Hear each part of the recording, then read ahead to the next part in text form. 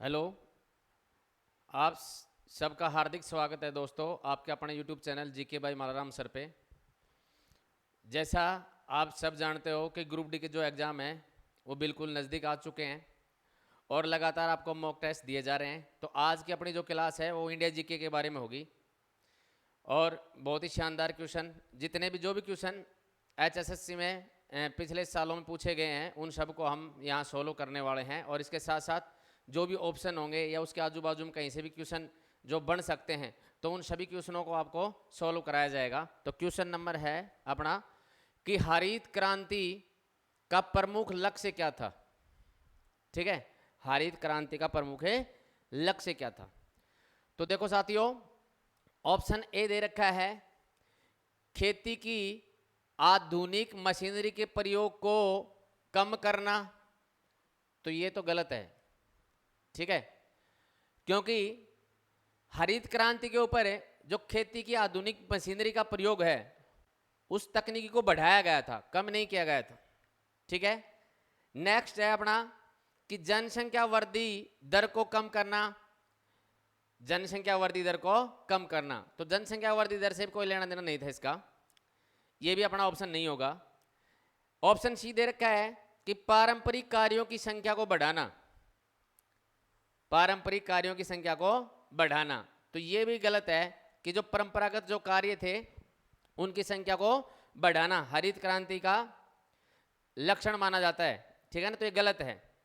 और देखो नेक्स्ट देखा है कृषि उत्पादन को बढ़ाना। हाँ, ये अपना ऑप्शन सही हो जाएगा। ठीक है, कृषि उत्पादन को बढ़ाना, कि जो हरित क्रांति है उसका मेन कारण था कि जो प्रोडक्शन है, उत्पादन है, ठीक है, खाद्यान्न है, उनको उनमें वृद्धि कैसे की जा सकती है ताकि देश की जो जनता थी उसका पेट भरा जा सके। तो देखो साथियों, इससे एक दो क्वेश्चन और भी देख लेते हैं कि जो हरित क्रांति, तो हरित क्रांति थी, हरित क्रांति शब्द का प्रयोग किसने किया। हरित क्रांति शब्द का प्रयोग किसने किया, तो ये क्या विलियम गैंड ने। किसने किया? विलियम गैंड। ठीक है, तो विलियम गैंड ने क्या किया, हरित क्रांति शब्द का प्रयोग किया। ठीक है, इसके साथ साथ देखो हरित क्रांति के विश्व में जनक, हरित क्रांति का या क्रांति के विश्व में जनक कौन थे, यानी संसार में हरित क्रांति लाने का श्रेय जो है वो किसको जाता है, तो ये थे अपने नॉर्मन बोरलॉग। नॉर्मन बोरलॉग, ठीक है, तो नॉर्मन बोरलॉग थे, ये थे अमेरिका के, लेकिन इन्होंने जो उन्नत किस्में पैदा करी, हरित क्रांति में अपना योगदान दिया, वो मैक्सिको से दिया। कौन सी जगह से? मैक्सिको। ठीक है, उसके बाद में कि भाई भारत में हरित क्रांति का जनक कौन था। भारत में हरित क्रांति का जनक तो doctor MS. Swaminathan. MS. Swaminathan, doctor MS. Swaminathan. और इसकी शुरुआत भारत में कब से मानी जाती है, तो 1966 से इसकी शुरुआत मानी जाती है। 1966-67 से इसकी शुरुआत हो गई थी भारत में। सबसे ज्यादा जो आशातीत वृद्धि है, ठीक है, तो वो किस में हुई, तो हुई चावल और गेहूं में। चावल और गेहूं में। ठीक है, तो साथियों ये थे कुछ क्वेश्चन हरित क्रांति संबंधित कि भाई हरित क्रांति शब्द का सबसे पहले प्रयोग विलियम गैंड ने किया था। हरित क्रांति का विश्व में जनक कौन था, तो नॉर्मन बोरलॉग थे। मैक्सिको में उन्होंने ये मतलब उन्नत किस्मों के जो बीज थे उनके ऊपर प्रैक्टिस करके देखी। ठीक है, और भारत में हरित क्रांति का जो जनक था वो कौन था, MS. Swaminathan, doctor MS. Swaminathan. 1966-67 में इसकी शुरुआत हुई। चावल और गेहूं जो खाद्यान्न है इनमें ज्यादा वृद्धि देखने को मिली और अनाज की बजाय। और इसमें क्या किया गया था, उन्नत किस्म के जो बीज थे उनका प्रयोग किया गया था। ठीक है, और जो बहुत ही अच्छी जो है फर्टिलाइजर वगैरह हैं, खाद वगैरह हैं, वो डाले गए थे, यानी उर्वरक इसके साथ साथ तकनीकी और सिंचाई की व्यवस्था या पानी की व्यवस्था। तो ये थे अपना क्वेश्चन नंबर कि भाई हरित क्रांति का प्रमुख लक्ष्य क्या था, तो ऑप्शन डी अपना करेक्ट हो जाएगा, कृषि उत्पादन को बढ़ाना, कृषि उत्पादन को बढ़ाना। नेक्स्ट क्वेश्चन अपना क्वेश्चन नंबर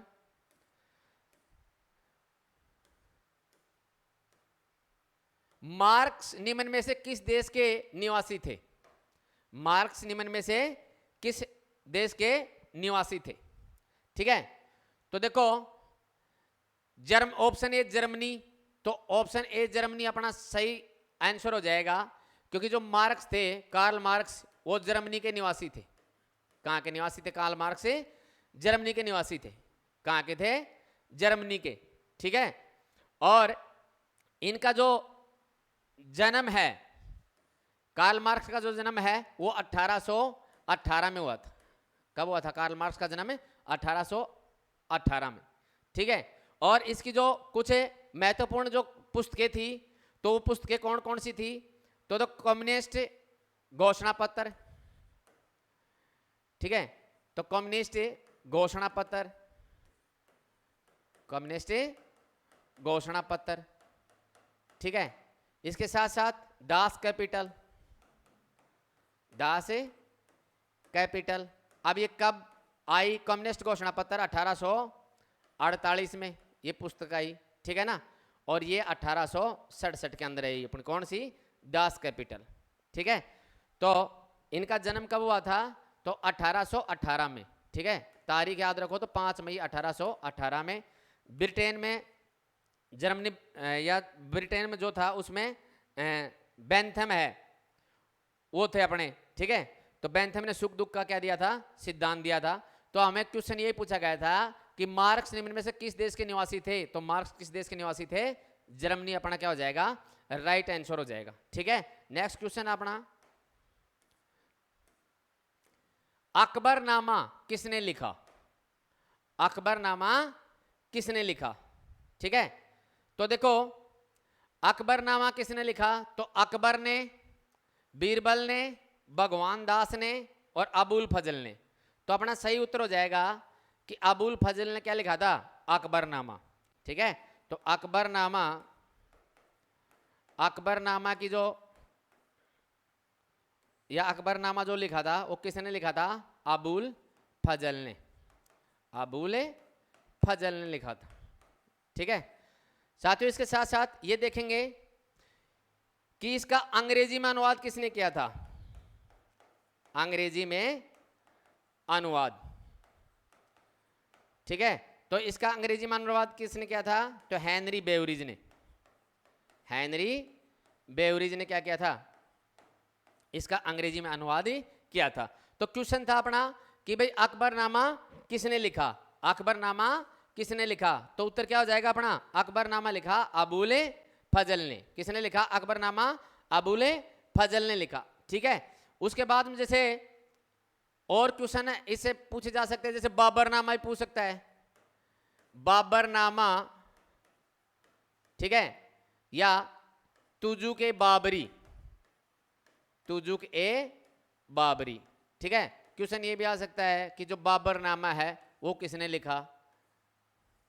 बाबरनामा किसने लिखा? ठीक है, तो ये बाबर की आत्मकथा थी, खुद की, बाबर ने लिखी थी। किसने?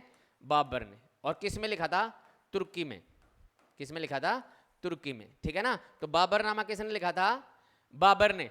ठीक है, और जैसे एक क्वेश्चन ये भी आ सकता है कि हुमायूं नामा, तो हुमायूं नामा लिखा था गुलबदन बेगम ने, गुलबदन बेगम ने। ठीक है, अब एक गुलबदन बेगम कौन थी?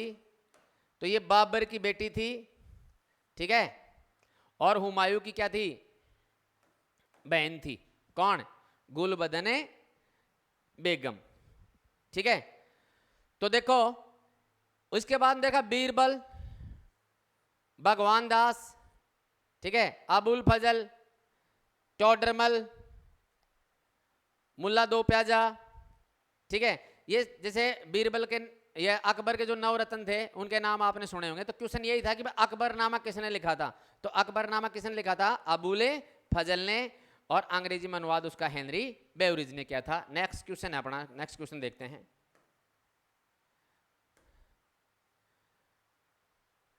देखो, संयुक्त राष्ट्र महासभा में, संयुक्त राष्ट्र महासभा में पहली बार हिंदी में कौन बोला था? तो यहां प्रधानमंत्री के नाम दे रखे हैं हमें, ठीक है, और उसके साथ साथ हमें यह भी दे रखा है कि इनमें से कौन सा प्रधानमंत्री था, ठीक है, जो पहली बार संयुक्त राष्ट्र महासभा में हिंदी में बोला था, ठीक है। तो संयुक्त राष्ट्र महासभा में हिंदी में कौन बोला था? तो उत्तर हो जाएगा अपना अटल बिहारी वाजपेयी, अटल बिहारी वाजपेयी जी, ठीक है। और जैसे इंदिरा गांधी जो है वो क्या थी? भारत की प्रथम महिला प्रधानमंत्री, प्रथम महिला प्रधानमंत्री, ठीक है। राजीव गांधी सबसे कम उम्र में प्रधानमंत्री बनने वाले, ठीक है। भारत के सबसे कम उम्र में प्रधानमंत्री बनने वाले कौन थे? राजीव गांधी, ठीक है। 40 साल की उम्र में क्या बन गए थे? प्रधानमंत्री बन गए थे हमारे देश के। मोरारजी देसाई, तो मोरारजी देसाई से भी इंपॉर्टेंट क्वेश्चन आते हैं, ठीक है। तो प्रथम गैर कांग्रेसी प्रधानमंत्री, प्रथम गैर कांग्रेसी प्रधानमंत्री कौन थे? मोरारजी देसाई। और सबसे बड़ी उम्र में क्या बने, या सबसे बड़ी उम्र में प्रधानमंत्री बनने वाले, भारत के सबसे बड़ी उम्र में प्रधानमंत्री बनने वाले कौन थे? मोरारजी देसाई। कितने साल की उम्र में? 81 साल की उम्र में प्रधानमंत्री बनने वाले थे। कौन? मोरारजी देसाई, ठीक है। अब ये अटल बिहारी वाजपेयी ने जब पहली बार संयुक्त राष्ट्र महासभा में बोला था, ठीक है, अटल बिहारी वाजपेयी ने जब पहली बार संयुक्त राष्ट्र महासभा में बोला था ना, तो ये मोरारजी जो सरकार थी, मोरारजी 1977 में, तो उसमें विदेश मंत्री हुआ करते। क्या थे ये? उसमें विदेश मंत्री थे। कौन? अटल बिहारी वाजपेयी जी, ठीक है। अब ये भी आ सकता है, और जो संयुक्त राष्ट्र महासभा थी उसका ये 32वां सत्र था, ये भी प्रश्न पूछा जा सकता है जब हिंदी में बोले थे पहली बार, ठीक है। और जैसे अब फिलहाल कौन है? तो फिलहाल अपने जो मोदी जी हैं, ठीक है, इसने सितंबर 2014 में बोला था हिंदी में, सितंबर 2014 में मोदी जी ने जो 69वां जो क्या था संयुक्त राष्ट्र महासभा का सत्र था, उसमें किसने बोला? इसने हिंदी में बोला है, ठीक है। तो नेक्स्ट क्वेश्चन है अपना, स्वराज्य पार्टी की स्थापना किसने की? तो 1 जनवरी 1923 को, 1 जनवरी 1923 को जो मोतीलाल नेहरू, चित्तरंजन दास, ठीक है, और मोतीलाल नेहरू ने क्या किया? स्वराज्य पार्टी की स्थापना करी। और जो स्वराज्य पार्टी थी, इसका मतलब क्या था? स्वराज यानी अपना राज, यानी ये चाहते थे कि भारत देश का जो राज है वो भारतीयों की मर्जी से चले। तो स्वराज्य पार्टी की स्थापना सचिन सान्याल, योगेश चटर्जी, ये अब ऑप्शन अपना गलत हो जाएगा। गांधी जी और जवाहरलाल नेहरू जी, ये भी ऑप्शन गलत है। अब्दुल गफ्फार खान और विठल भाई पटेल, ऑप्शन गलत है, ठीक है। तो मोतीलाल नेहरू और CR दास, हाँ CR दास, चित्तरंजन दास, ठीक है ना। तो ये ऑप्शन अपना क्या हो जाएगा? सही हो जाएगा। नेक्स्ट क्वेश्चन है अपना कि सूर्य के सबसे निकटतम ग्रह कौन सा है? सूर्य के सबसे निकटतम ग्रह कौन सा है? ऑप्शन दे रखा है बुध एवं मंगल, बुध एवं शुक्र, पृथ्वी एवं बुध, बुध एवं यूरेनस। तो जो सूर्य है, सूर्य के सबसे नजदीक कौन सा है? ठीक है, तो बुध है। उसके बाद में कौन आता है? तो शुक्र आता है, ठीक है। फिर आता है पृथ्वी, और उसके बाद में क्या है अपना? मंगल। क्या आता है? मंगल। और उसके बाद में बृहस्पति, ठीक है। और फिर आता है शनि, फिर उसके बाद में तो अरुण, और फिर वरुण, ठीक है ना। तो ये थे ग्रहों के क्रम, किसके आधार पर? सूर्य के सबसे निकटतम ग्रह के आधार पर। अब कुछ क्वेश्चन और ग्रहों से, जैसे मंगल का रंग तो लाल, कारण आयरन ऑक्साइड की वजह से। किसकी वजह से? आयरन ऑक्साइड की वजह से। ठीक है। और बृहस्पति का रंग या कलर, तो बृहस्पति का कलर कैसा? तो पीला। कैसा? पीला। पृथ्वी का, या ठीक है, तो पृथ्वी का क्या है? नीला या जलीय ग्रह भी कहते हैं इसको। ठीक है। और अपना दे रखा है शनि, तो शनि का कलर कैसा है? तो शनि है काले कलर का, यानी काला रंग है इसका। और सबसे बड़ा जो ग्रह है, सबसे बड़ा ग्रह वो कौन सा है? बृहस्पति है। सबसे बड़ा ग्रह कौन सा है? बृहस्पति। नाम भी सबसे बड़ा है और वैसे भी सबसे बड़ा है। और सबसे छोटा, तो सबसे छोटा ग्रह, तो छोटा कौन सा है? बुध है। कौन सा है? बुध है। तो क्वेश्चन ये था कि सूर्य के सबसे निकटतम ग्रह कौन सा है?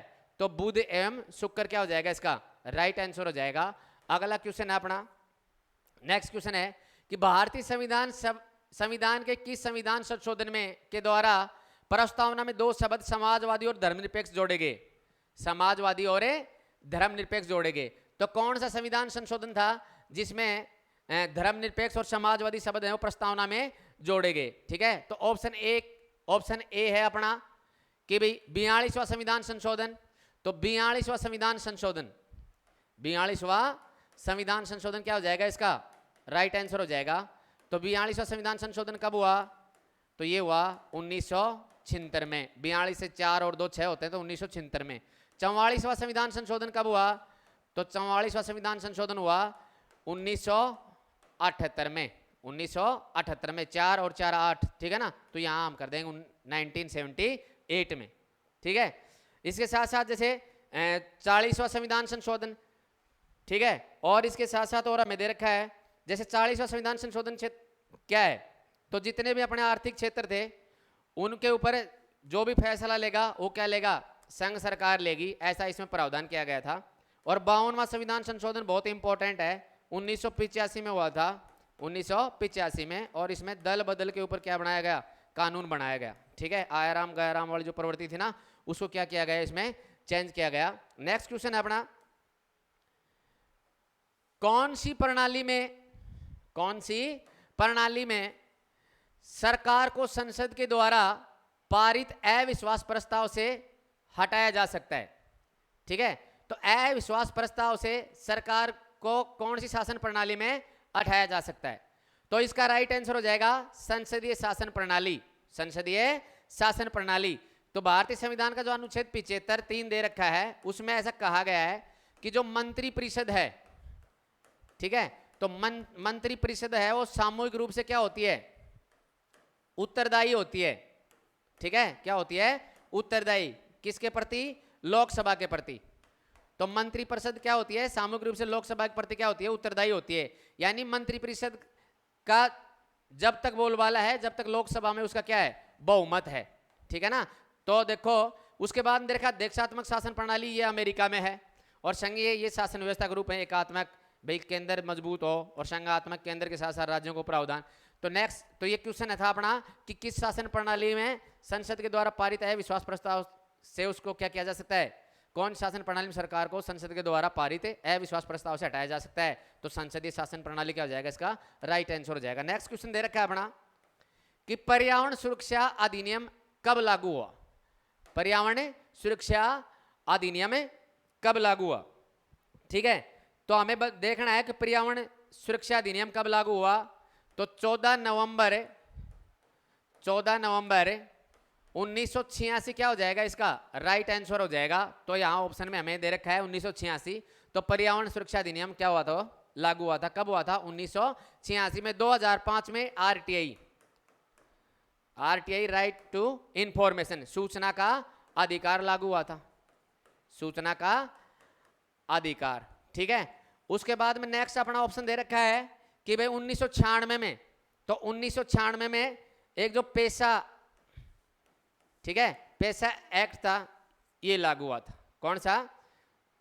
पेशा जो अधिनियम है ये बनाया गया था। और इसमें क्या है, जो आदिवासी समुदाय है वो अपने प्राकृतिक संसाधन है उनकी अपने परंपराओं के अनुसार क्या कर सकता है? निर्वाह कर सकता है। तो देखो 1986 में क्या पर्यावरण सुरक्षा अधिनियम लागू हुआ। 2005 में आरटीआई या सूचना का अधिकार लागू हुआ। 2005 में क्या हुआ? सूचना का अधिकार लागू हुआ, इसकी तारीख 12 अक्टूबर याद रख लेना, किसकी, आरटीआई की 12 अक्टूबर 2005 को, ठीक है। और 1996 से जो पैसा है वो, ठीक है। तो नेक्स्ट अपना क्वेश्चन दे रखा है, चिपको आंदोलन किससे संबंधित है, चिपको आंदोलन किससे संबंधित है। तो देखो वन्य प्राणी सुरक्षा से संबंधित है, वन संरक्षण से संबंधित है, वैज्ञानिक खेती से संबंधित है, वन नाशन से संबंधित है। तो वन नाशन से संबंधित है, वनों का नाश करने से संबंधित है, तो गलत हो गया बिल्कुल। वैज्ञानिक खेती से भी संबंधित नहीं है ये, ठीक है। और वन्य प्राणी सुरक्षा से भी संबंधित नहीं है, ये किससे है, वन संरक्षण से संबंधित है, यानी पेड़ों को या पेड़ों का नाश होने से बचाना किस में आता है, चिपको आंदोलन के अंदर आता है, ठीक है। और चिपको आंदोलन इसकी शुरुआत कब हुई थी, 1973 में चिपको आंदोलन। और इसका नेतृत्व किसने किया था, तो सुंदरलाल बहुगुणा ने, सुंदरलाल बहुगुणा ने क्या किया था, इसका नेतृत्व किया था, किसका, चिपको आंदोलन का, जो अब फिलहाल जो उत्तर प्रदेश है उसका चमोली जी, ठीक है, जो अब उत्तराखंड में पड़ता है, अब फिलहाल कहाँ है ये, उत्तराखंड में। तो इससे संबंधित था क्या, अपना चिपको आंदोलन, कि जितने भी अपने जो वन संरक्षण है या पेड़ों को बचाने से या उनका संरक्षण करने से संबंधित था। तो साथियों आज का वीडियो आपको अच्छा लगा होगा, यदि वास्तव में ये वीडियो आपको अच्छा लगा है तो आपका अपना चैनल है, इसको ज़्यादा से ज़्यादा लाइक शेयर सब्सक्राइब करें। जय हिंद जय भारत।